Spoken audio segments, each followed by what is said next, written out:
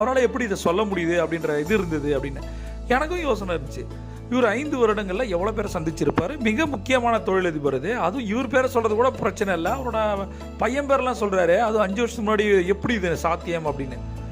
அதற்கு அப்புறம் ஒரு சில மாதங்களுக்கு அப்புறம் அவரை சந்திப்பதற்கான வாய்ப்பு எனக்கு கிடச்சிது. அப்போ நான் அவர்கிட்ட ஒரு கேள்வி கேட்டேன், எப்படி சார் எல்லாரோட பேரையும் நீங்கள் மைண்டில் வச்சுக்கிறீங்கன்னு. அப்போ அவர் சொன்னார், இது ஒன்றும் இல்லை சார், இது ஒரு சிம்பிள் டெக்னிக்கு. என்னோட பிஸ்னஸில் நான் சொத்தாக நினைக்கிறது டேட்டா பேஸ் தான்.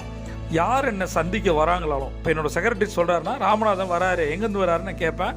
அவர் வந்து மதுரையிலேருந்து வராரு அப்படின்னோடனே என்னோடய டைரி எடுத்து முதல்ல அவர் மதுரை ராமநாதன் அப்படின்னு சொல்லிட்டு, இதுக்கு முன்னாடி அவரை எப்போ மீட் பண்ணுறேன், இதை நான் ஃபஸ்ட் டைம் மீட் பண்ணுறேன்னு வச்சுப்போமே, அப்போ நான் எழுதிப்பேன், ராமநாதன் சார் உங்களோட ஃபேமிலியில் எப்படி இருக்காங்க, என்ன பண்ணுறாங்க அப்படின்னு கேட்கும்போது என்னோடய குட்டி பையன் பேர் ரமேஷ் சார், அவர் அது மாதிரி சொல்கிறாரு.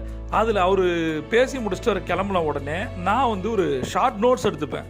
ராமநாதன் மதுரை, அவங்க ஒய்ஃப் பேரோ அவங்க பையன் பேரோ அவங்க குழந்தைங்களோ